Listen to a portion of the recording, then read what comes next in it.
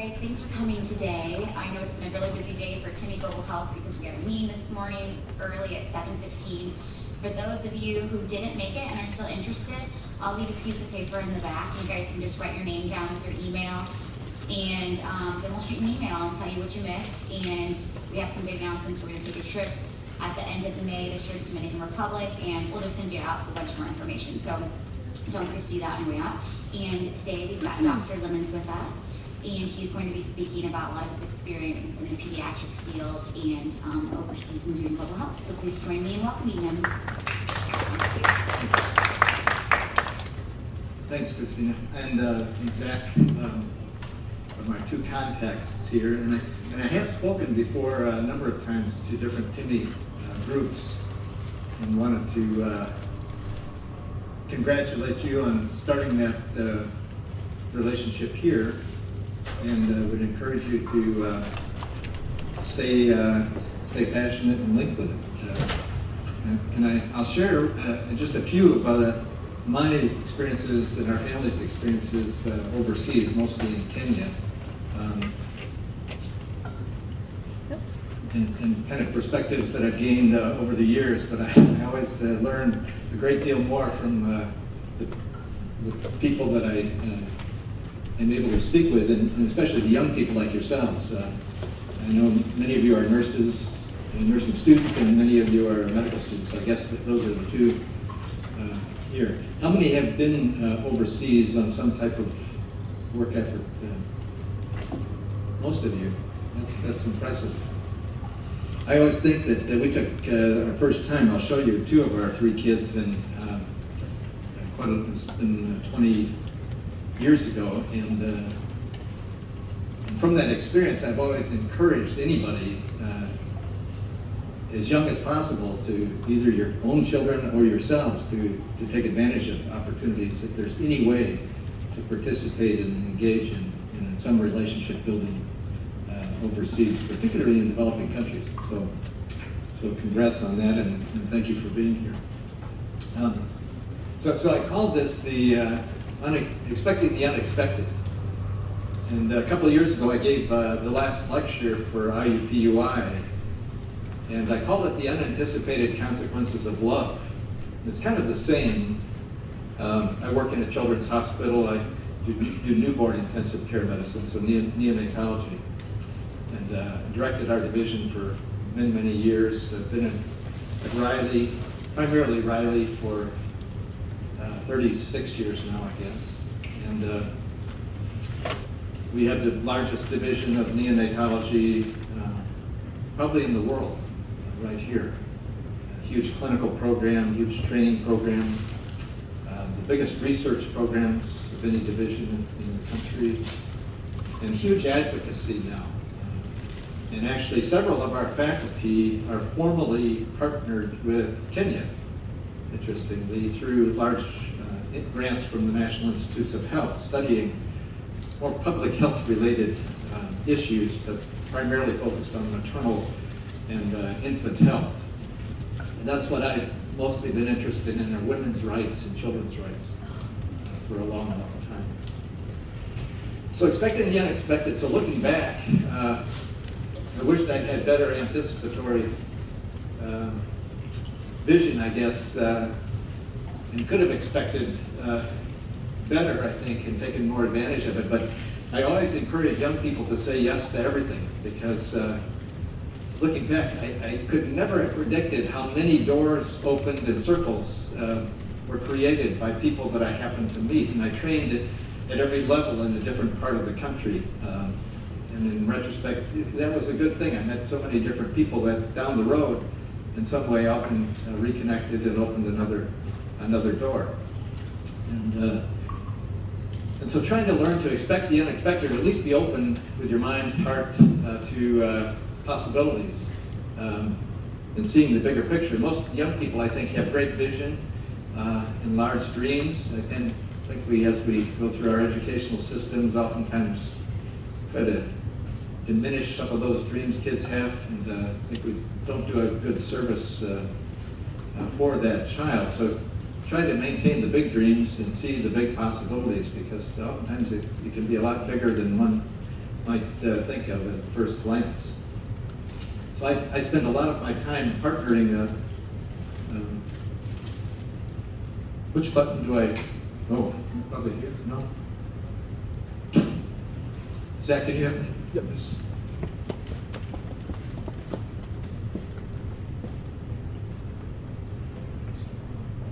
Oh, I'm sorry. It's one on the left. Yeah. Used to put it right-handed. Okay.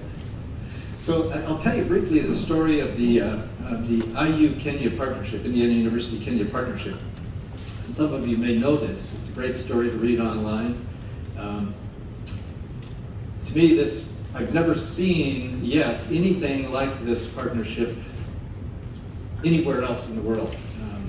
And a lot of medical schools will say they have a great relationship with somebody in third world, but I've never seen anything like this. And this started 25 years ago in 1989 with these four men who are faculty at Indiana University. And the three on the left are internists, Joe Manlin and Bob Einshers and Charlie Kelly. Joe Manlin now, he was the director of the Division of General Internal Medicine within the Department of Medicine at IU. He retired maybe 9 years ago, and he and his wife live in Kenya, and that's where he'll die. He has several children, several grandchildren, but that's where they're doing it. Bob Einshers is the second person from the left, is the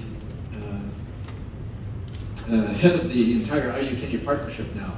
He was his advisor when he was a student, tried to get him to go into pediatrics, failed, and here he is. Director now. Charlie is just retired but still working on this. And then Dave Van Rieken, who's the fourth person, is a pediatrician. And he still works in general pediatrics here. They started the IU-Kenya partnership, and they were given money by a wonderful man to travel the world and pick out a new partner. Joe Manlin had worked in Afghanistan. They all had very significant experience in third world medicine. But they were looking for a new partner. They had built the best infrastructure, most people would say, in the country, in Indianapolis, to serve the underserved in Marion County. And it's around the electronic medical record, which actually was invented here in Indianapolis at IU in the Regan Street Institute, the oldest NIH-funded informatics center in the world. A lot of amazing things have happened here at IU in Indiana that are relatively unknown. But anyway, they traveled the world and happened in Kenya and then met this man, a physician there, who said, well, we in Kenya want to start a second medical school. They have one in Nairobi for about 100 students a year, for 40, now almost 50 million people. So here in Indiana, we have largest or second largest medical school in the country at IU. Now your medical school for 4.5, 5 million people, probably 400 at least students a year. They're 100 a year for 50 million people. So physicians are scarce, nurses are scarcer. And so that's what they decided to do. And they said, we will have one of our faculty live here in Kenya, Eldoret, Kenya, for a year at a time with our families here to help teach the medical students and begin the medical school and support the Kenyan faculty. We may have had 5 Kenyan faculty at the time. At no cost to you for at least 10 years. And that's 25 years ago. And I don't know, we probably graduated 2,000 physicians, started residencies in internal medicine, pediatrics 9 years ago, now family medicine, surgery, OB. So we have about 25 pediatric faculty there who've gone through residency training there, after their medical school training there. They teach their own. And so it's and that's just the medical school part. The rest of it is unbelievable. And you find when you do any of these trips, like you're going to be, if you're going on a trip with Timmy, mainly focused on the health, the medical health. But pretty soon you see the word health, and it has a very different meaning. And so you can't just do medical health without doing water, food security, shelter, safety, domestic violence, women's rights, sanitary napkins for girls in school, agriculture, sustainable agriculture, transportation, education, so learning. It's interesting, I was just meeting with some folks from the Congo who are doing something radically different there and have been working, and we funded them with a small grant through another organization, and they're trying to change the paradigm of education in Africa, in the Congo, because most education there is rote memorization. And they're trying to retrain teachers, and they're successfully doing this, to allow children to have creative inquiry, to think on their own and ask those questions, which really is not part of the usual. So as you learn more about these things with your experiences in travel, you'll see, some of these things that are there that may or may not be good to change, but if they're to be changed, they have to be changed by the people themselves. I was working on a big poverty program and got a big grant for it, and I was sitting with the person who started it 20 years ago, 25 years ago, and we were talking about, giving a fish is a great way to feed a man for a day, but obviously better to give him a fishing pole, teach him how to fish. But we said, there's one thing even better than that, and that's building and stocking a clean pond, because you have to have a good place to fish. And that's what building a school is. So in this case, a medical school, taught by themselves, for themselves. And that's in perpetuity. That's what the Jesuits had done for 450 plus years, is create institutions of higher learning in cultures they may not have been familiar with at all, in Argentina and China and India, throughout Europe, throughout the world. And that's how you sustain in perpetuity. One of my favorite quotes that Joe Manlin used to have, I think, and I don't know where it came from, he said, if you can complete it in your lifetime, it's not worth starting. It's probably a reasonable guideline, because most of these issues are lifelong. They're eternal almost. You'll see that as you go through life, and you end up dealing with the same problems of communication. When I teach communication, we're just dealing with the same issues now that we did when I started, 40 years ago. Communication is the crux of much of what can go well and can go bad, as you know. Well, anyway, I better get moving. So Kenya, in this case, is in East Africa. It's next to Somalia. A fair number of Somalians now, and Sudanese. In medical school, I had spent 4 months in Ethiopia, and I'd always wanted to go back, but somewhere and build a relationship. My wife wasn't too keen on that at the time, but when our two youngest were in high school, she did say, yeah, we can go. And so we went, and we ended up learning about the IU Kenya partnership, and Bob Einschers was directing, so we went there for 3 months, and I got to be a team leader between two people who came for a year. So it was a great experience. My wife's a nurse practitioner, Indian nurse practitioner. She worked in a tiny little room that was a nursery. And then our two kids taught English phonics to 180 preschoolers in our school just up the Mud Road. We had an amazing experience. And this was the medical school at that time, and the medical hospital, teaching hospital, part of the medical school at that time. People had to go into town and buy their own IV tubing or needle. They had to have a transfusion, which was risky, do their own laundry, bring their own food in. And this was the nursery. Had about 20 babies at a time. And most of them died without oxygen or clean water, or hot water. This tiny little room. Wonderful nurses who knew all the basic information about how to care for a baby, but didn't have any wherewithal to implement what they knew. And as you know, you learn very quickly we're all part of the same family. Nobody's different.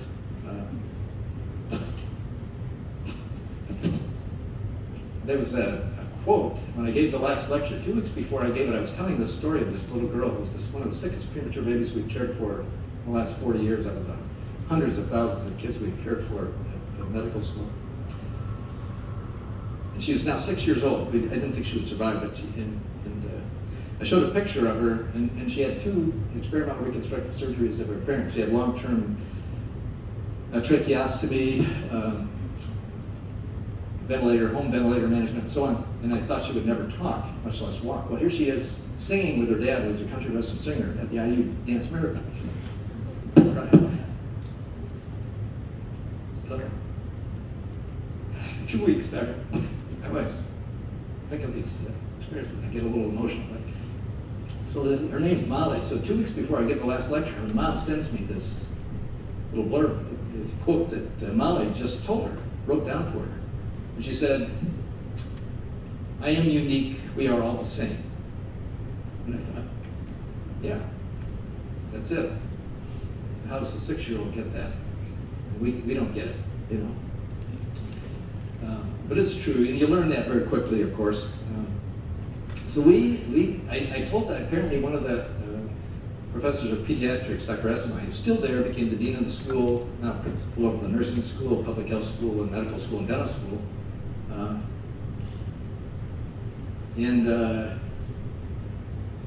Apparently I told him we were going to do something one day about, because we're not about building facilities. It's all building relationships. That's where it all has to be, how it starts and how it is sustainable. Sustainable is relational. And if you have the good relationships, you care about one another, then all this happens. So we raised, Pam and I, because this tiny little place, this room, 20 kids, most of them dying all the time, we said, well, you know, the doctors need a good place to work and live in, if they're going to be proud of what they're doing. And the patients need a good place, beautiful place to deliver, and a safe place that can grow. So we raised so far about $3 million, and we decided to build, and I got them to call it the Riley Mother Baby Hospital of Kenya.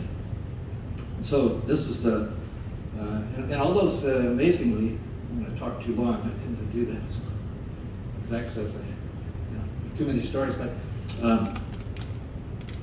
so that fellow in the front there on the pile of rocks, his name was Paul. So every time I went over there, that's what they did. They hand chiseled every one of those beautiful bricks out of that rock. That's why it only cost about $2.5 million to build this facility. Our tower at Riley cost over $500 million. Our new Simon family tower. Yeah. So they did this, and it went up quickly. This is the scaffolding, you know. And here's the entrance to the hospital. It's an incredibly beautiful hospital. And this is what we put in front of it. It has the same words at the entrance to Riley here, but it just says Indiana instead of Kenya. So we put that outside on a plaque. And I just got back a couple months ago. Try to go at least that once a year. It started off the day I got the equipment donated from a convent in Springfield, Illinois. The aunt of one of our OB nurses, this OB nurse told me one day, she said, "What are you doing about equipment?" And I said, "I hadn't even thought about equipment." And the hospital was going up pretty fast. It took only 2 years to build. And I didn't have any money left, of course, and so I said, I don't know, how do you equip a hospital? I hadn't even thought about that. We're just building a building. Well, this nun over in Springfield started and built a medical supply surplus warehouse. And I went over there the next day, and it was bigger than Costco. You order online. And so we sent over 3 of these 40-foot containers.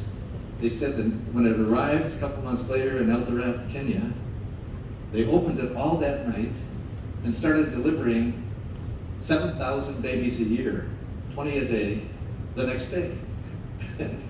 Couldn't believe, you know, it would have taken us 2 years of safety checks and so on.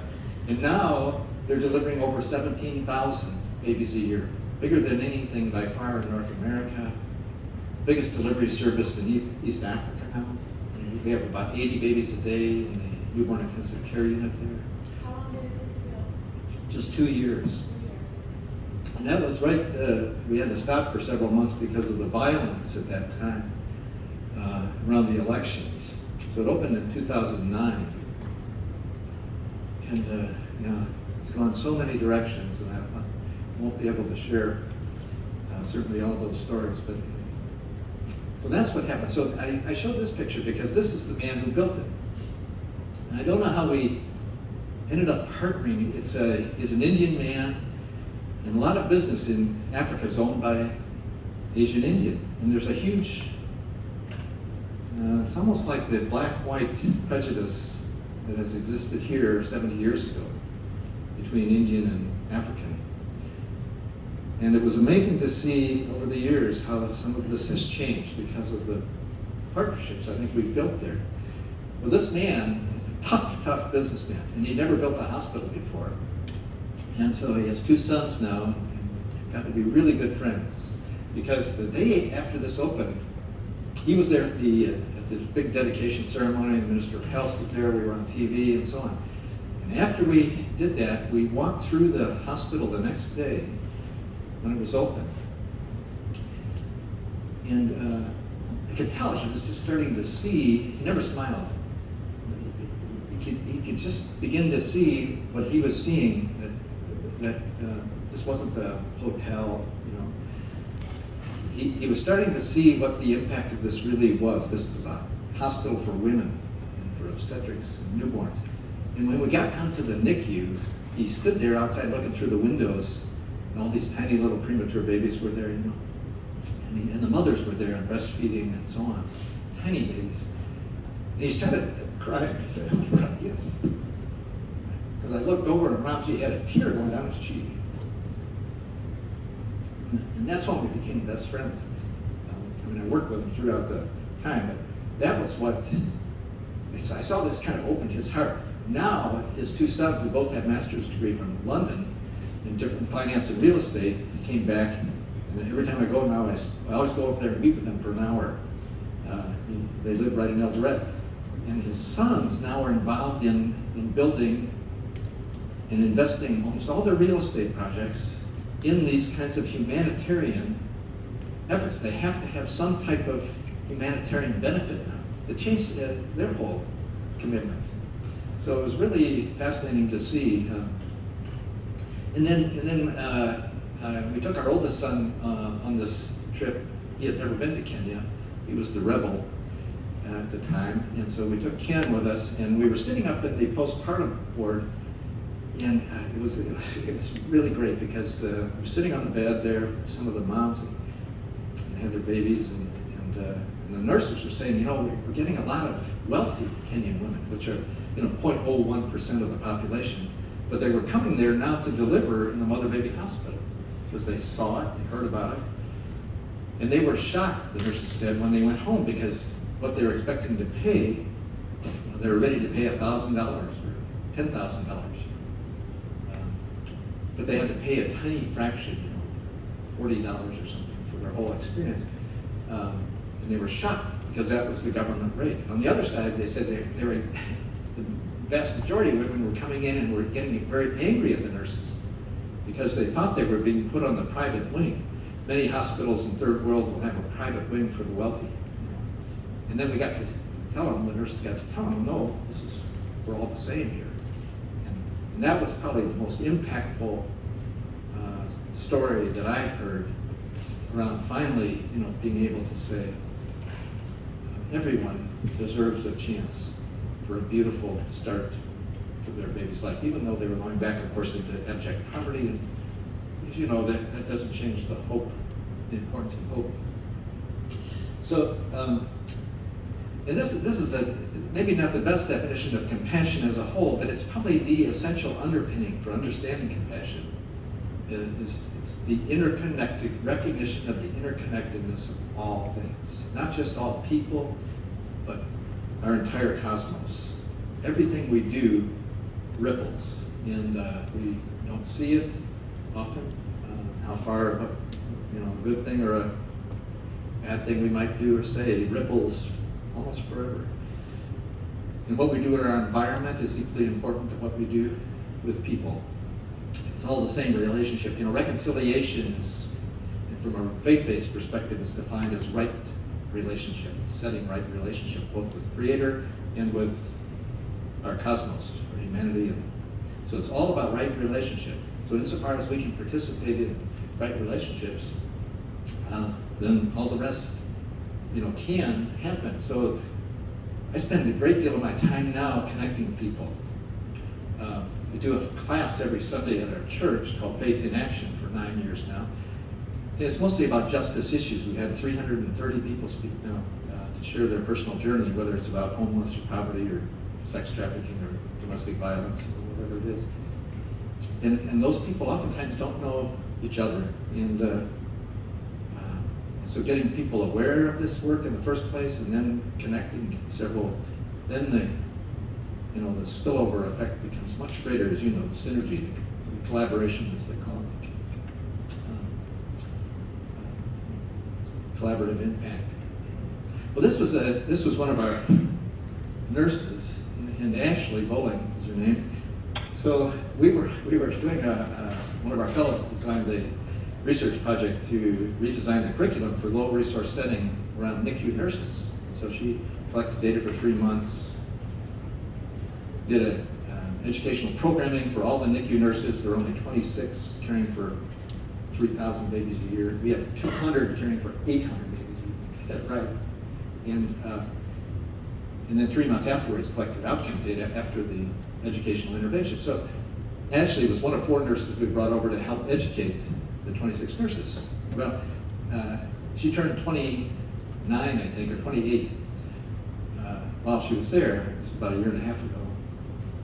And I was there that week, for a week. And so on Tuesday, she had her birthday, and that night we all had dinner together at the IU house. And there were 40, 50 people there from all over the world, students, doing food security from Purdue and Notre Dame, insurance workers, finance, whatever, and medical students, nursing students, statistics, whatever. And that night we sang happy birthday to her. And our fellow said, Jim, tell them the rest of the story. So after we sang happy birthday, we had a cake made for her. I said, well, Stephanie is doing this project. I introduced the nurses and the fellow, described the project, and I said, and the other part of her story is that 28 years ago today, she was in the Riley NICU as a 2-pound baby on a ventilator, almost died, and I took care of her. And here she is now, married, teaching nurses in Kenya. So who would have thought? So we have countless stories like this, and I know I won't be able to get through very many, but here's one. So there's an Amani workshop there in Eldoret. This is part of the holistic food security program. It's the model HIV/AIDS treatment prevention program in the world through the IU Kenya partnership. They're treating 150,000 patients. They're doing home care testing. $100 million of funded research going on every year there, all with principal investigators that were Kenyan faculty, our staff, partnering with IU faculty staff, and now several other universities. Well, anyway, this workshop takes care of about 80, mostly women, HIV positive, some men. They come in skeletons, they leave healthy, treated with antiretrovirals for several months. And they're also taught food security and animal husbandry or whatever while they're there, but also a craft. So they learn pottery making, jewelry making. And one time, there was a woman there who was married to an obstetrician from Toronto, and I got to know her, and I learned she was an amateur artist. So I heard she was teaching people to paint. So I went down there one time and saw this. And then I raised some money, a few $1,000, and we contracted with the staff there at the Amani workshop, which is just a couple of miles downtown.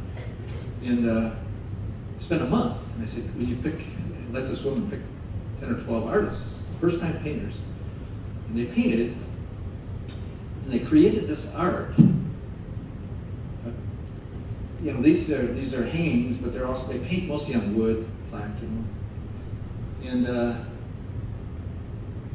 it's the first time they painted, and this is all hanging now up throughout the Mother-Baby Hospital, because I wanted art in the Mother-Baby Hospital.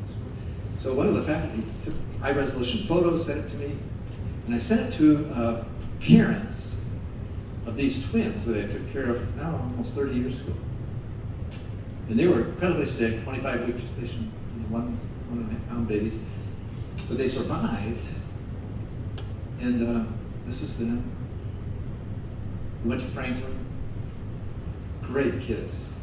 One's married, he's married. Jenny is not yet married, but they both worked then for their parents, who started a printing company on the south side of Indianapolis. And they, for essentially nothing, Mike just passed away last December from lymphoma.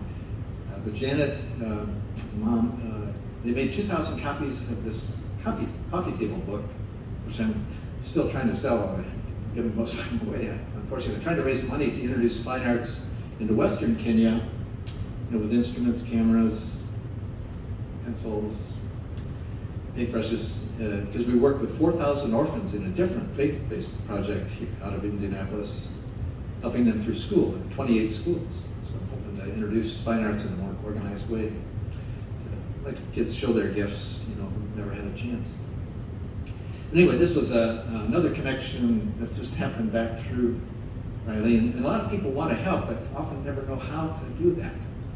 Here's a couple that I met, and we're very close friends, she's a nurse, and he's a minister, and they started Neema House, meaning grace in Swahili, in Eldoret, Kenya, and they want to adopt 200 kids eventually with HIV. They have 48 right now. Amazing. They started a school because they had to. I was able, one of my good fundraising projects was to get an industrial washing machine for them, and I took a photo of their clothesline, which was about 100 yards long, with all these tiny little socks and shirts and pants and dresses. And that photo, immediately they gave, our Presbyterian women gave $4,000 to buy, just from that one photo. But they have this passion to give love, just one at a time. It's only 48 kids, but for those 48, obviously, it's kind of like the starfish.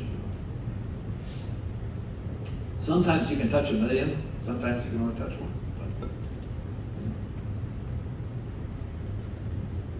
And then this is the Emoja Project, which is our global interfaith partnership in Kenya.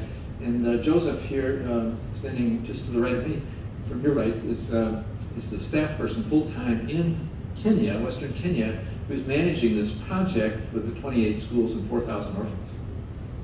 There were 35 kids last year, for the first time, it's been going on 6 years, that graduated from secondary school. Very competitive to get into secondary school from primary school. And 35 orphans graduated from secondary school. Now to get into university, maybe 0.001% will get into university with full scholarship. 12 of the 35 got full ride into university out of those 35 kids. 12 out of 35. Isn't that amazing? And they will become the leaders then, who will then complete the circle, do this. And then I mentioned to Jane, Kenyan, so about 3.5 years I've been working with a Kenyan woman to build a chaplaincy training center in Kenya for the first time. It's been tried several times. So we have a large team in Kenya, headed by a professor, a woman in the school, the College of Religion in Moi University. Moi University is the umbrella university in Eldoret that houses the medical school, the nursing school, business school, dental school, and so on. And so within that university, the College of Religion, this is where we're anchoring the Chaplaincy Training Center curriculum. We hope it will be just approved. I was hoping it would be approved last month. We hope this month. And to actually start enrolling students for the first time this year. So she has a dozen people from all different parts of the academic arena, from the medical school, partnering in the public health school, school of nursing, and theology, and so on. A team, I've met with them several times in Kenya, who are leading this effort and wrote the whole curriculum and so on. And then we have a team here It's very eclectic and ecumenical, so it has to be inclusive, of all religion. I even asked them last time at a stakeholders meeting there, I said, now, this is great. We've got all these 35 people representing prisons, and children abuse and neglect programs, and counseling societies, and all the medical and healthcare. I said, but do we have an atheist here? And we had Muslim and we had Christian. And I said, well, where's the atheist here? We're a little shocked with that, but it was intended to say, well, everybody that you walk along with in a hospital is not going to be Christian or Muslim, and there will be atheist or agnostic here. And so whatever the label is, we've got to learn not to label. And we need to walk alongside, label them as human family. It's the better part of us, and then walk. But that's a hard journey. I always say that's the key to becoming a great professional physician or nurse, healthcare provider, is a lifelong journey to learn to be non-judgmental. I still struggle a lot with that. It's very hard. We all have our sometimes deeply held beliefs, Gay lesbian is a huge issue right now. I remember the first time we had a lesbian couple come into our NICU, had been 25 years ago, with a critically ill little premature baby from a surrogate pregnancy. And I could tell right away several of the members of the team were so upset with this and judgmental immediately. How could you? So I pulled the individually aside and said, if you can't deal with this, then you need to take time to, but it's critically important to that baby. These are the parents. And ultimately what happens with this child is impacted much more greatly by the love and integrity of that family and those parents than it is by anything we're going to do. That's been proven now in literature and amazing studies now to show that love, in fact, I always use that as a surrogate for love. Love is the key to outcome, and ultimately, and if we can foster that and enhance that in any way in the healthcare arena, that's our primary job. We have to do the best, obviously, most excellent medical care, but that becomes the easy part. It's all the rest sometimes that can get in the way. So this was a great place. So we're working on that. This is going to be a 50-year project. Most of these projects, again, you have to think at least 5 years, maybe 10, 20, or longer. And then I got involved with, back here, meeting this man the second day he was here. He's probably the greatest living theologian out of South Africa. On the right, Alan Busak, who now is the first Desmond Tutu chair. So I got to help start the Desmond Tutu Center here, partnered between Butler and Christian Theological Seminary, and got to actually meet Desmond Tutu when he was here for that briefly. I had to insert myself into the picture to get a photo, so sorry about that. But I told my daughter, I will send you a picture of me if that doesn't do it. Time was slipping away. So. Anyway, that's been another great meeting. A lot of the faculty there, which is a very ecumenical seminary we have, very small, but very ecumenical, has, 35 denominations of Christian religion, plus Muslim and Judaic teaching.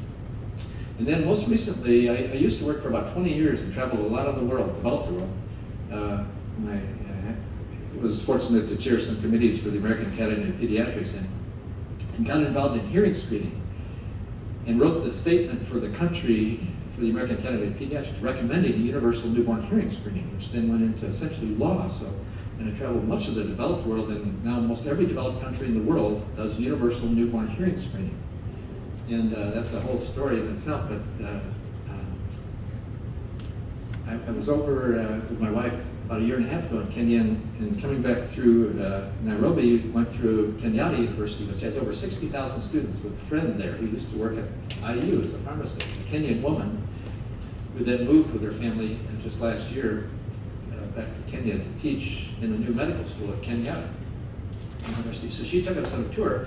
And while there, I was walking through the library with my wife, and there was a room called Special Needs. So I said, can we go in there? So we spent an hour in there, and here there are 10 kids who are blind, 10 kids who are deaf, and they're all hooked up to technology and are students at the university.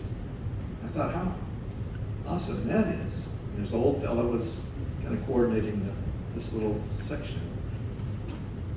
Wow, that's amazing. I said, the fellow, I said, do you know the stories of these 20 kids? And he said, no. I said, wow, you should probably have 20 of the greatest heroes in the world sitting right here. I said, how did they become deaf or blind? How did they survive? I'm sure they were bullied, thrown out. How did they get into school? How did they get educated by themselves and end up here at the university? How could that possibly happen? So he sent me about 10 of their brief stories and their photos, and I used those. But I then happened to meet, when we were visiting our daughter, who now lives in North Carolina with our 2 grandkids. I happened to meet and get connected with another woman who's one of the eminent cochlear implant surgeons in the world, out of Duke.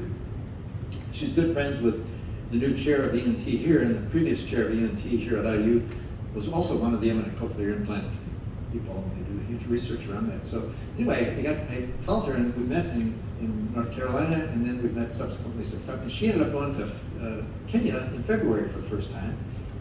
And she's about 60 years old, and she wants to spend the next 15 years of her life doing something more substantial. And she's going to do this with us. And she wrote to a friend who owns a cochlear implant company out of Vienna, Austria.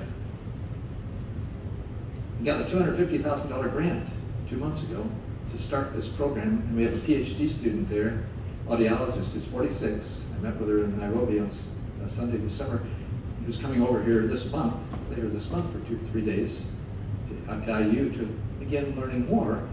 And we're going to start a newborn hearing screening program, which I hope will then elevate the possibilities over the next 50 years for all special needs to become gradually part of our human family in a developing country. So I talk about the power of love. I know we don't talk about it very much, especially in professional circles, love, but now I talk about it all the time, because I do think it's the key. If you really care about someone, I read a great book called, a friend gave me, called the Heroic Leadership. And it's written by a Jesuit priest who became a Wall Street broker. And he was trying to distill leadership qualities on Wall Street. He couldn't find any. And he was contrasting it to what he learned as a Jesuit priest. So first, with love, you care about the people you serve. You don't frighten them. You always recognize them first, credit them most, rather than penalize them or take the credit yourself, And that's what the Jesuits did. And then the second was really interesting, self-awareness. And most of humanity apparently is not intuitively self-aware, to understand oneself. To be able to sit outside oneself and look at yourself kind of critically is how are you positioned in relationship to that person? Are you listening well? Are you looking at the person? Do you have something in between you that shouldn't be there? Look, some of the practical things, but being self-aware about your own strengths and weaknesses, which the Jesuits studied through daily meditation for the rest of their lives. And then the third is creativity. So imagination is much more important than information. And then the fourth is heroism. So heroic leadership. I forget the author. Anyway, it showed the importance. And then taking risks. I was talking to our session a year or two ago at Second Presbyterian Church, 4,000 members. We were wordsmithing our mission statement. And at the end of the evening, I said, there's one thing missing here. It's all great, but there's no explicit statement about stepping out into the uncomfortable zone, which is where we should be living, in the margins. Isn't that where we're supposed to be? And I said, in fact, we call that risk-taking, but in fact, most of the time when you land there, you find out that's where you should have been in the first place, So risk is really, I don't think all it's cooked up to be, it's really opportunity, and I know we use those words glibly, but I'd asked our 3 pediatric residents last fall to give a class. We had an open Sunday in Faith in Action, the Sunday before Thanksgiving. And I asked those 3 to share their journeys. And at the end I said, to that class, I said, here are these 3 students. One of them wants to be a neonatologist, a woman. Felicitas is her name. She has 3 young kids. Left her husband and her 3 kids for 4 months to come here, first time ever. I said, how frightened was she and these 2 men to leave their comfort zone and come to America wondering if they'll be accepted, do they have the right clothes, they're poor, are they smart enough, have they been taught enough, have they learned enough? I said, they're the ones that are taking the risks, not us going to Kenya. That's easy if you think about it for a few minutes. But most of the world we have upside down. It's trying to look at the world as to how it really is and should be, I think, and build the relationships in the right direction. It's the old, adage of, you're given a lot more by giving, obviously, and you are. You're given a lot more every time you think you're giving. It's really the gift you get back, often by people who don't even think they have a gift. So, and that was the class. So I'll stop there. I know I've gone over already, and I don't know if there's a few minutes left for questions, and certainly comments, and your experiences. Yeah, I think we have time for 1 or 2 questions or comments that anybody has. I know you all have to be a class of 1. Yeah, but I think there is a class here at 1 o'clock. Oh, okay. So any thoughts? Yes. So anyone, it's open access for everyone, right? No matter what their background, economic status, right? So do they all have to pay a fee no matter what for the birth of the baby? Oh, at the mother-baby hospital? So the question is there a fee schedule for the mother-baby hospital? It's interesting that had been an issue up until this past year. And yes, there was some obligation, and oftentimes families, it's a very small fee, but sometimes it was too much. We would still provide the care for the baby as the Kenyans would, but oftentimes a parent couldn't leave until they found the money. So it was a huge occupancy issue because we needed a bed, and yet they were being held hostage. Well, last year, the Kenyan government said they're going to provide free maternity care, not huge. And so they are actually paying now the hospital, the teaching hospital as a whole, a fee for every mother that delivers there. It's interesting that the hospital is getting in disrepair already. And every year I've gone over and I tried to get them to plan ahead and budget something. And I meet every time with the staff, from the OB and Peds side, and I always bring in the doctors with the nurses, because the nurses are on the low end of the totem pole, and I always remind the doctors, I say, no, the strikes are very common in third world. I say, no. When the doctors go on strike, what happens to the healthcare? It keeps on going. I said, what happens when the nurses go on strike? Everything comes to a grinding halt. Nobody's careful. I said, remember that. The nurses, and that's why we need more nurses. And I reminded the director of the whole hospital, I said, this hospital now is generating more money. This is the profit center for the entire medical center. It's the mother-baby hospital. 17,000 deliveries a year, all paid for by the government. I said, you need to put 10% of this into acquisition of new equipment. I said, and we just hired a facility manager, 1 person now, that's going to, into repair and maintenance, into painting the hospital, and potentially adding on to the hospital, because we're going to need more space, and build a chaplaincy training center there. So eventually, we hope, who knows how much of that will happen, but at least they've never had an opportunity to even think ahead before, because it's never been in their possibilities to actually plan ahead and count on something. So it's, again, these things change over, it seems like eons of time, but patience is. One of my favorite quotes is, God grant us patience, but hurry. Okay, I see there are students coming in, and I guess probably ready for the next class, so we probably should. Sure. Thank you very much for listening.